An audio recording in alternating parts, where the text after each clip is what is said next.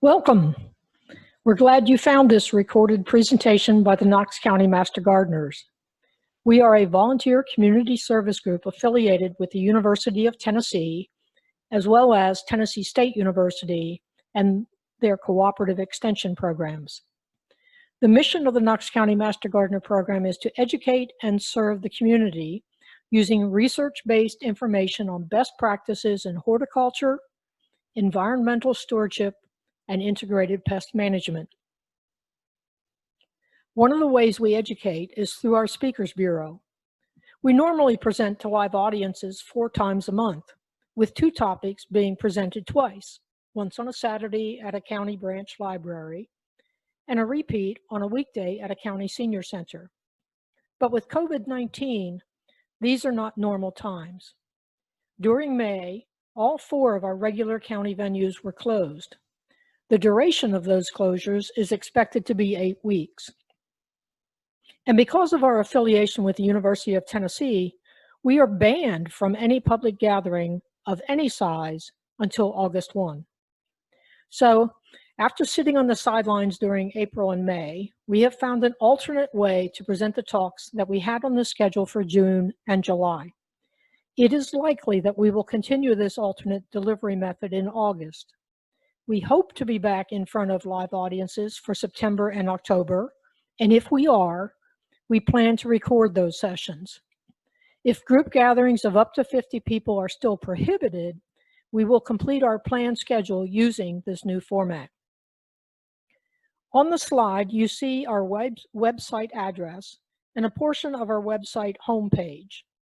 The website provides information on Knox County Master Gardener projects and activities, and includes a calendar of events. All of our Speakers Bureau talks are on this calendar and include the name of the presenter, the topic, and a brief description. For the talks given in this alternative method, you will also find the link to where the recorded presentation can be found. Thanks again for finding this particular recording, and now let's get started with the actual presentation.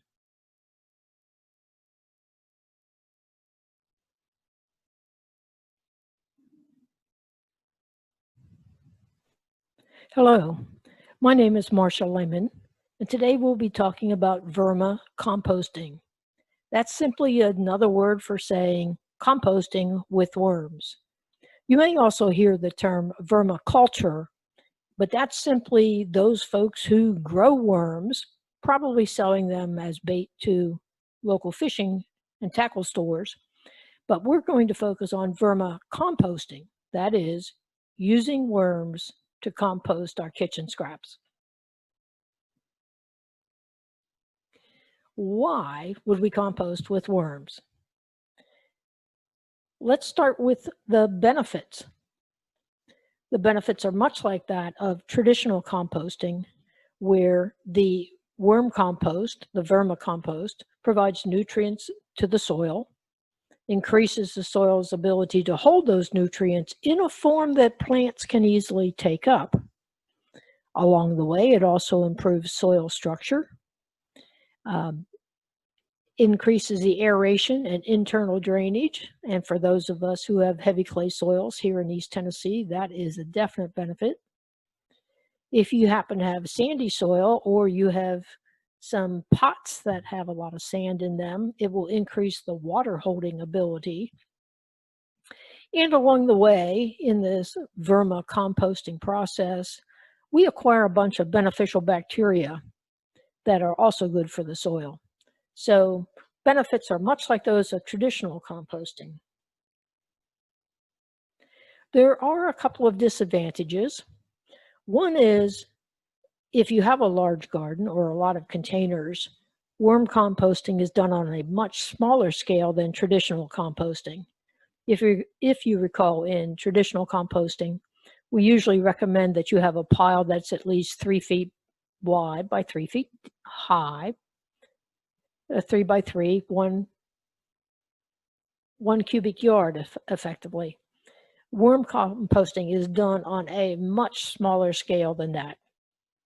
Now, if you live in a condo or an apartment, that's not a disadvantage, that's actually an advantage. So If you're a condo or apartment dweller, you can do worm composting because it doesn't take as much space as traditional composting.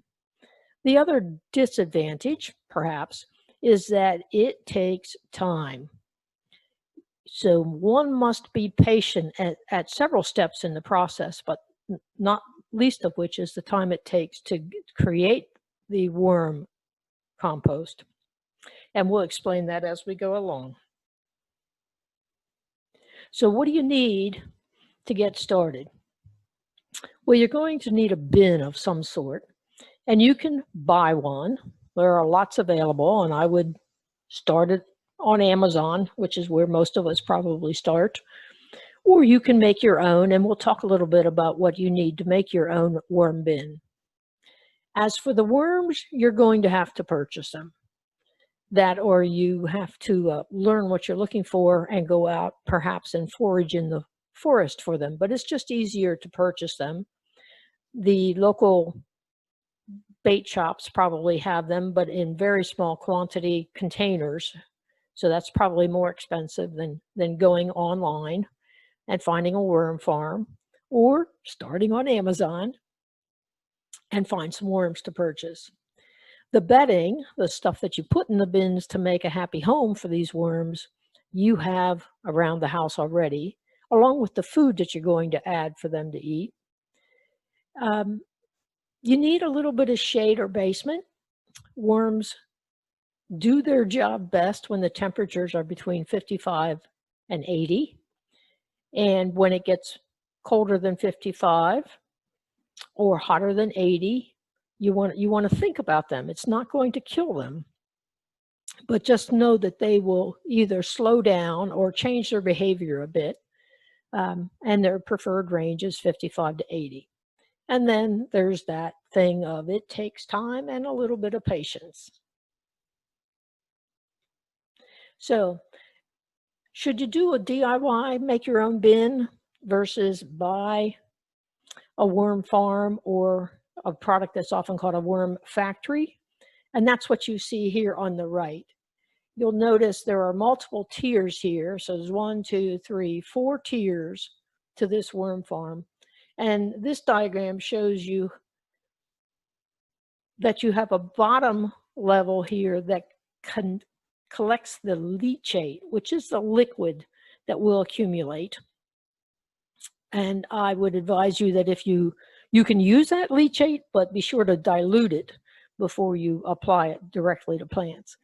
Anyway, moving up, the general process is you would fill this bin with bedding and food and put your worms in there. That's where you get started. When this bin is filled with kitchen scraps, then you would add the next tier, add a little bit of bedding and more kitchen scraps food. And then when that is full, you fill this bin, and you can get these with tiers ranging from 3. The unit I purchased has 5, and the general recommendation is not to exceed 7 levels. Now, what's going on here, a bit of a sidebar, is you're probably producing more kitchen scraps faster than the worms can eat it. So that's why you need multiple tiers. So you fill this one, you fill this one, you fill this one, and depending on how fast you're filling those, you may, if you're lucky, have this bottom tier be about done by the time you have finished filling the top one. So you take these tiers apart, you would pull this one out, harvest it. This one then becomes the bottom. This is the second to bottom. This one's been emptied and it goes back on top. Bit of a sidebar, but that'll make a little more sense when we talk about some of the things you need to think about if you make your own bin. So let's come over here to this side. While the worm factory is going to cost you about $100 or so, you can make your own bin for somewhere between $5 and $25, depending on the number of tiers that you put in your system.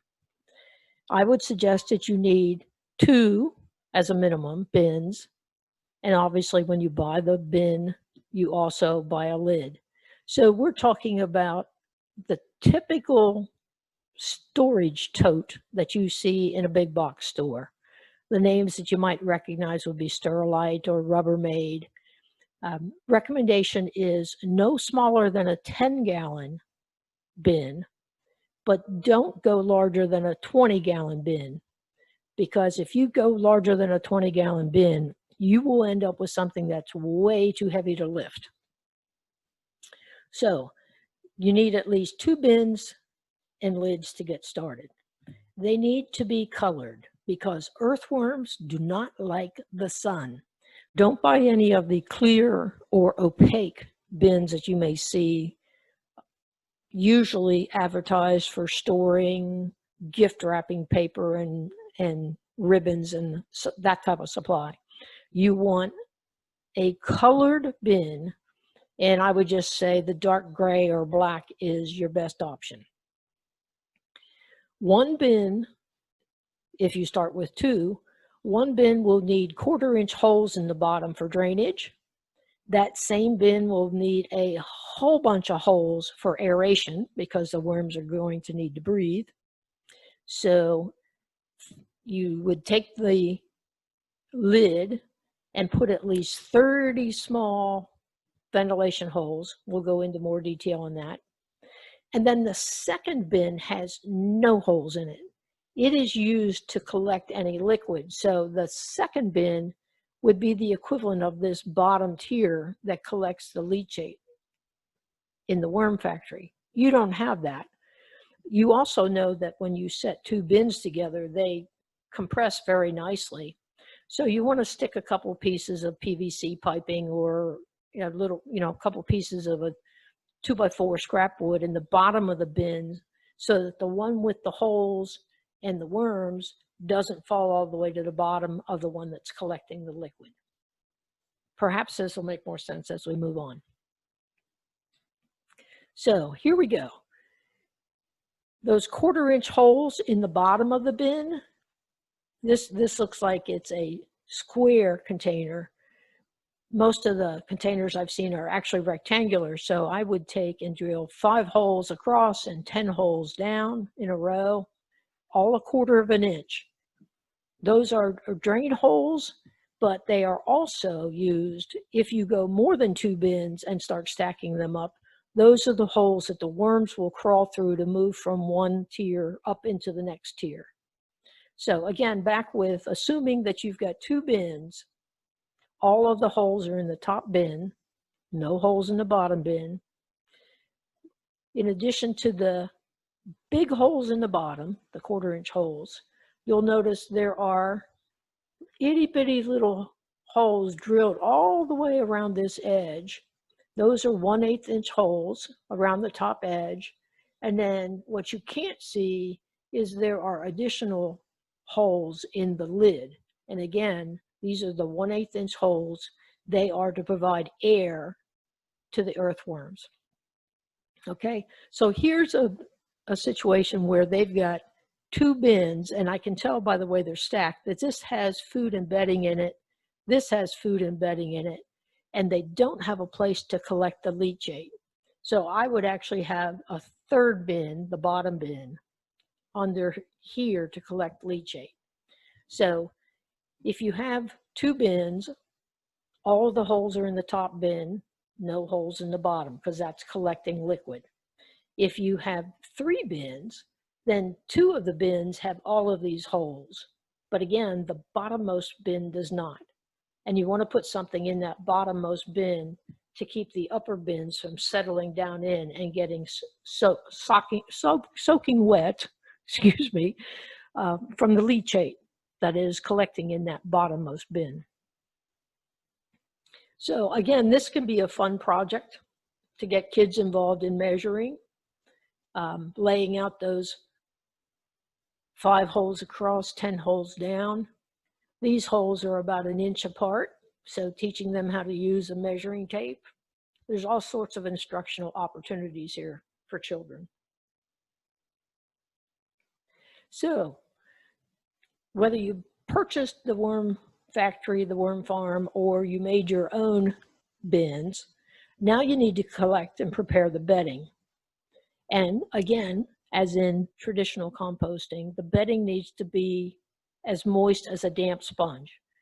So it should feel damp, but you shouldn't be able to wring any water out of it. You can use shredded newsprint because most of that is now printed with inks made of soy. Plain cardboard, shredded again. If you purchase a lot of things from Amazon, you obviously have been collecting a lot of brown packing paper. If you happen to have any coconut coir or peat moss left over from other gardening projects, you can use that. You can also use chopped dry leaves. And getting started, fill the food bin about 1/3 of the way with moist bedding. Now we get to the actual worms. These are not your typical garden worms. These are red wigglers, and their botanical name is Eisenia fetida. They are small red worms that generally live in the top layer of organic matter on top of the soil. So think about walking into the forest where you've got a nice layer of dropped leaves lying on top of the soil. That's where you will find these red wigglers. They are not in the soil. They are in the organic matter that is on top of the soil. If you've got a barn, you can also find them in barn litter, and if you've left a pile of garden waste somewhere, you may find them there. But again, they'll be in the waste. They will not be in the soil. Red wigglers are preferred for this type of composting because it's easy for us to replicate the environment that they like in either our DIY bin or a purchase bin. They're also ideal because they have relatively short lifespans. And to make up for that, they reproduce quickly and they tolerate a wide range of conditions. So if you had a red wiggler that was a year old, that's an old codger because generally their lifespan is a little less than a year. 1 year is really a long life for a red wiggler. Now, since they have such a short lifespan, they reach sexual maturity at about 60 days, and at that point they start to reproduce. So short life, active sex life. Again, red wigglers are not as big as the typical earthworms that we find in the soil. And if you look at the picture here, this palm full of red wigglers, if you had that many traditional earthworms, you'd probably have to have your other hand up there cupping them. 1,000 red wigglers weigh about 1 pound, and they eat half of their weight daily. Now, kids are like this. Earthworms do not have teeth. Instead, they have a gizzard, which is also what birds have. So they like to have some gritty material that you're feeding them to help them pulverize the food that they're eating. It appears that the price of worms has gone up. When I purchased my worms in 2013, I got 500 worms for about $20, and now that $20 will only get me about 250 worms, plus shipping and handling. And the easiest and best way to do it is simply to order them online.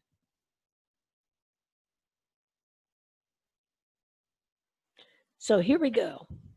Now we're going to add what we call garbage, but they call lunch, because this is where the kitchen scraps go at my household. I do lots of traditional composting with leaves and grass clippings and the like, but my kitchen scraps all go to my worm bin. So what are we feeding them? Well, we're feeding them fruit and vegetable scraps, all those peelings, eggshells. This is where they get their grit for their gizzard. And it helps if you take that eggshell and crush it up into smaller pieces, because again, they don't have teeth. Plain cereal, bread, pasta, coffee grounds. I mean, and you can put the coffee filter in there too, because that's just a lightweight paper. But they love coffee grounds. You can take that science project that you found in the back of the refrigerator called spoiled food. They will eat spoiled food. They don't care. You can take your dryer lint, provided that it's not synthetic, it's not polyester. So if you've put something through the dryer that was wool or a whole load of cotton t-shirts, yep, that dryer lint can go in there. Cardboard and newspaper can go in there once it's been shredded into smaller pieces. And stop adding to that bin when it's 2/3 full. And part of that is just, once it's 2/3 full, that bin is really pretty heavy. On the right side, we see the things not to feed them. But not putting these things in your worm composting bin is not always because they don't like it, but for the same reason that we don't put some of these things in our traditional composting. The meat, the oil, the dairy, that's all because those will attract other critters that we don't want. It's why we don't put them in traditional composting, and it's largely why we don't put them in our worm composting. Now, worms, well, they'll eat almost anything. They don't like large amounts of onion, and they don't like acidic foods. So, don't throw that lemon or lime peel into your worm bin. And again, no pet feces.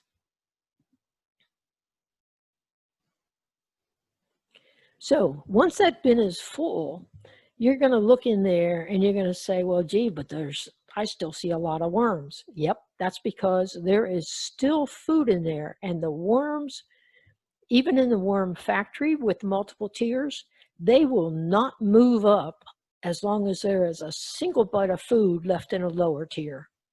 So there are times when you'll say, well, there's only a couple of worms left in this tier, and I need the worm compost for my gardening. So you'll go ahead and you'll harvest the worm compost, pull those few random worms out, toss them in the next tier or into your next bin. But you fed this bottom bin until it's full. Then you start adding food to the next bin or tier up.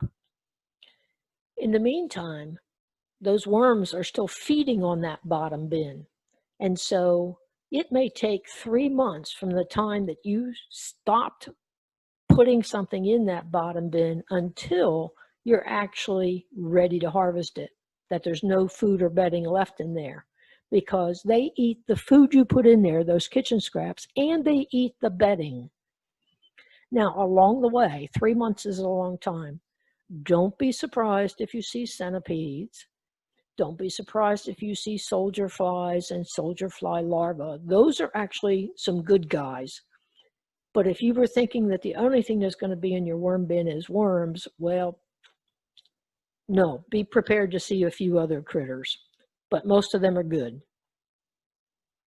So now you've got this worm compost, the finished product, which looks a lot like coffee grounds when it starts to dry out. It's also called worm castings, and that's just a polite word or a polite term for worm poop.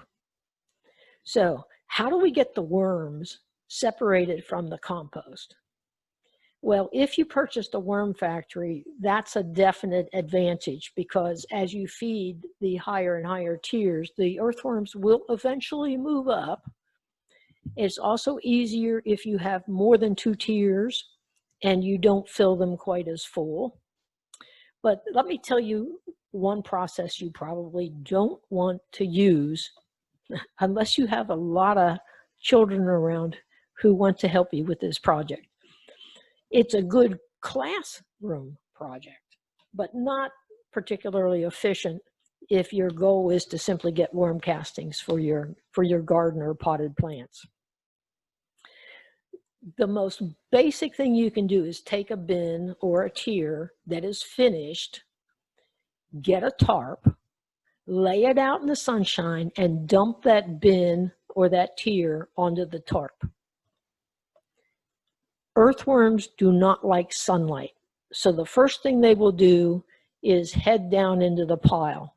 If there were any worms on the surface of that pile that you dumped out, they're going to burrow down in. So you dump your bin or your tier out on this tarp that's out in the sunshine, and then go get a cup of coffee. Come back about 30 minutes later, scrape off the top because all the earthworms have gone down a ways. Scrape down the top until you start to find earthworms again. Once you start to see earthworms, go get stir up the pile a little bit, go get another cup of coffee. Come back in about 30 minutes. The worms will have gone south again. Scrape off some more until you find how deep the earthworms went. Then go get another beverage. Come back 30 minutes later, and you get the picture. That is a very time-consuming, tedious process, but it's one that kids might actually enjoy.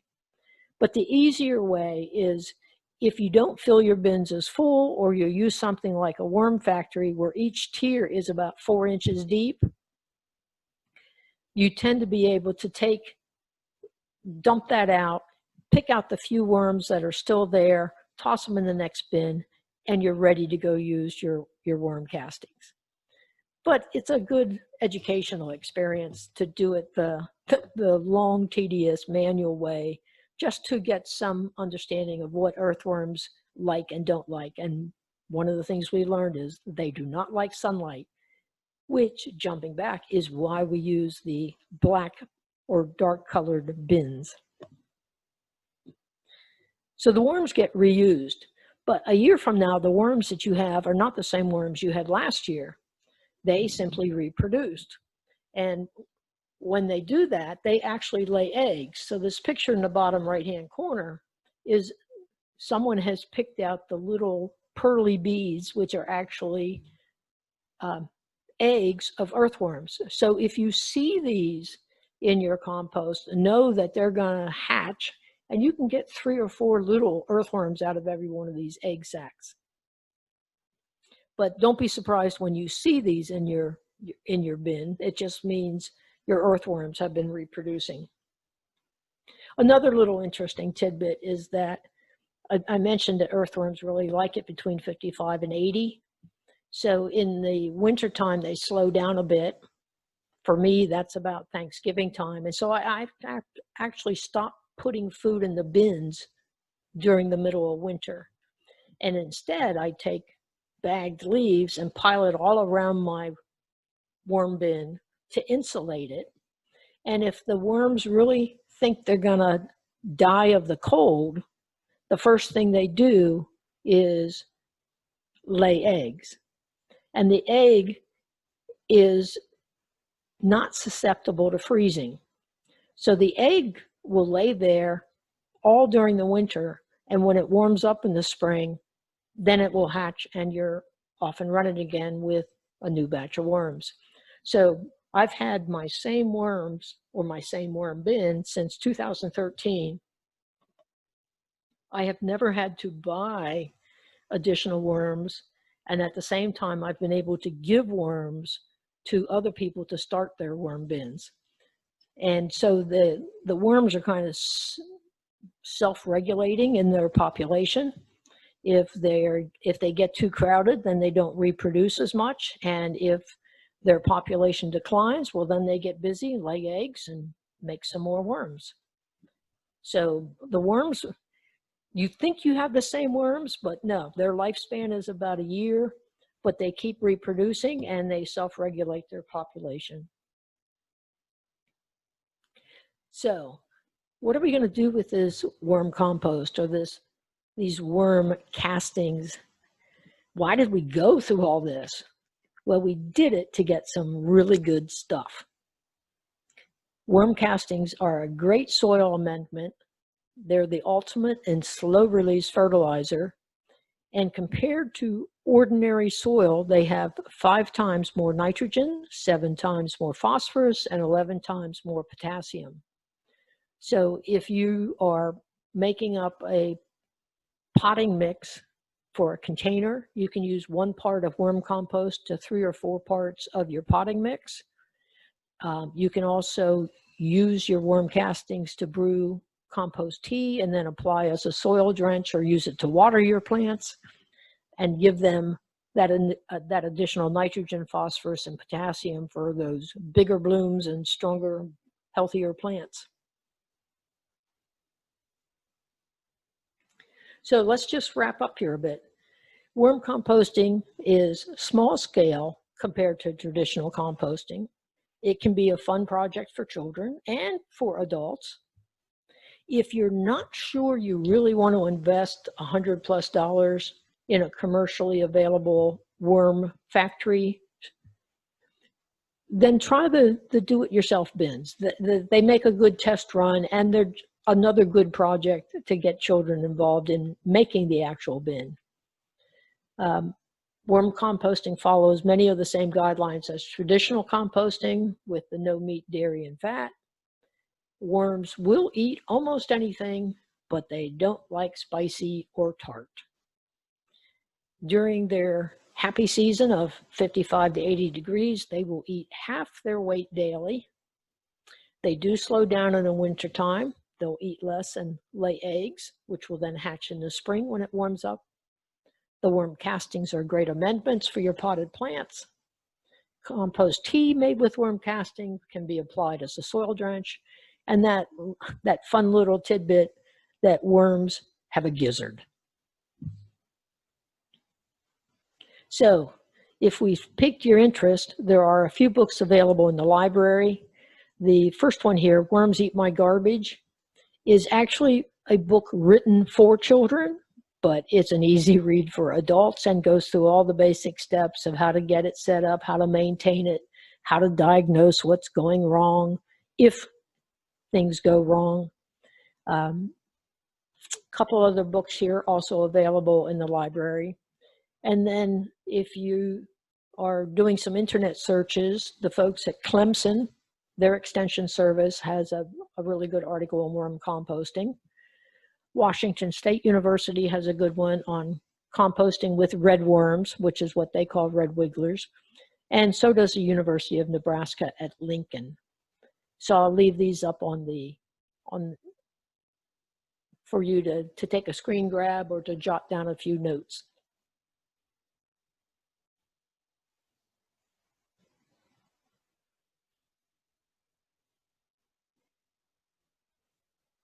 And with that, I thank you for joining me today, and I hope you give some thought to starting a worm bin, whether you make your own or buy one. If you're in a relatively small household where you don't have enough kitchen scraps to do traditional composting, you might find worm composting to be a good alternative for you. Again, thank you. We hope you enjoyed this presentation and that you learned something that will help you in your gardening endeavors, whether that means more blooms on your flowers and ornamental shrubs, attracting more pollinators to your garden, or improving your vegetable production. As we were not able to field your questions today, we want to close by offering you some ways to reach us. As you can see on this slide, we have a presence on Facebook. You may post questions to either of these Facebook pages. Feel free to upload a photo, especially if it helps to describe the problem you have. If you are not a Facebook user, you may call the Extension office at 865-215-2340 and leave a detailed message with your question. Your question will be forwarded to a master gardener to research and respond to you. You may also send an email to Ryland Thompson, the Knox County Extension agent who advises the local Master Gardener program. If a photo would help to describe the problem, feel free to attach 1 or 2. Try to keep the total attachments to less than 5 megabytes. You may get a response directly from Ryland, or he may route your question to a Master Gardener to research and respond to you. We are eager to return to public presentations. In the meantime, you can watch any of our recorded presentations by going to our website, finding a Speakers Bureau event on the calendar, and clicking on the link that is included within the event details. Now, let's go get some dirt under our fingernails.